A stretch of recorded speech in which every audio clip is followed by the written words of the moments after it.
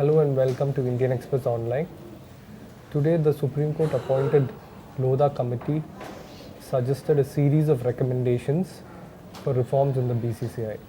Among them being one state gets one vote, units which don't have a territory are relegated and don't have voting rights, the powers of the president, the voting rights of the president have been curtailed, the terms of office bearers have been restricted, and they also have a cooling off period.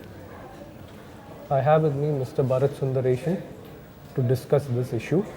Bharat, how do you think these recommendations will affect the functioning of the BCCI? Well, for starters, it'll just dismantle the ecosystem of the BCCI. What we've known the BCCI to be, will cease to exist. We'll have to see a whole new body in place because you're talking about restricting the tenures of the BCCI officials, and if they're going to actually go through with it, implement it, then bulk of the present hierarchy will be wiped out. We might be looking at a whole new BCCI. It's almost like asking them to cut off their own feet. And the one state, one vote, if you speak to anyone in the BCCI, they say that, it's on paper, it sounds good, but for a country like India, where, and especially for the BCCI, who have this long history of having had their vote shared around, it's not a very feasible option. But in the context of the fact that the BCCI has been under the scanner, and earlier also they had to get a rap from the courts to set things in order, do you see the BCCI going ahead and implementing some of these recommendations, and if they do, what do you think will be the feasible ones? Well, I think they pretty much have no option but to implement some of them. They can't just go that, all right, thank you, Mr. Lodha, great recommendations, but we'll continue the same way we always do. They have to do something about it, or the Supreme Court is watching. So if you talk about those which are feasible, I guess they could probably consider the selection procedure, where they're talking about completely getting rid of the zonal system and putting in 3 selectors who are completely there just because of their credentials of having played Test cricket for India. Maybe that is one thing that they can think about. But again, it's been a history of appeasing the zones and keeping everybody happy. So I don't know how that will work out.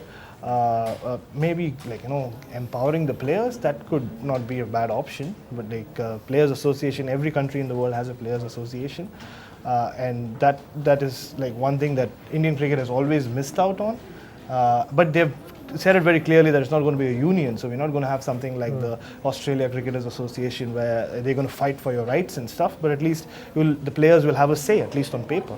So those are options that the BCCI could go for, but some of the others, like restricting their tenures and stuff, looks slightly out of bounds to me.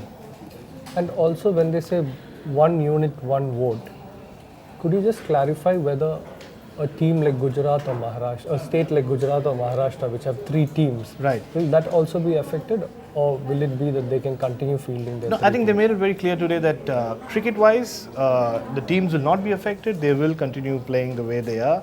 We'll still see Cheteshwar Pujara turning up for Saurashtra and not United Gujarat or anything like that. And it's just when it comes to voting rights is where it will be curtailed.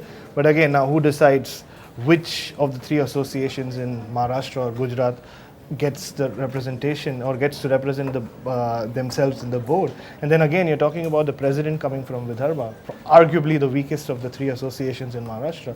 So are you talking about his association losing voting rights, and then him just what does it say about his presidency? And there's also this whole issue about if you are a BCCI official, you will have to give up, you will have to divorce yourself from the state that you represent. So there's a lot of things that the BCCI need to understand first, fathom, and see if it's possible.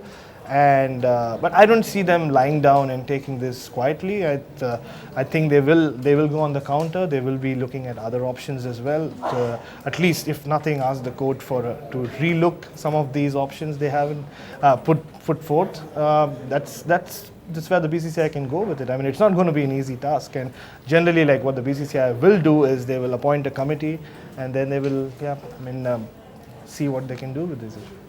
So like Bharat summed it up, the BCCI has a lot on its plate over the next few days. many in the board probably didn't expect such a game change in recommendations from the Lodha committee, but now since it has come, we'll have to wait and see how the BCCI reacts to this.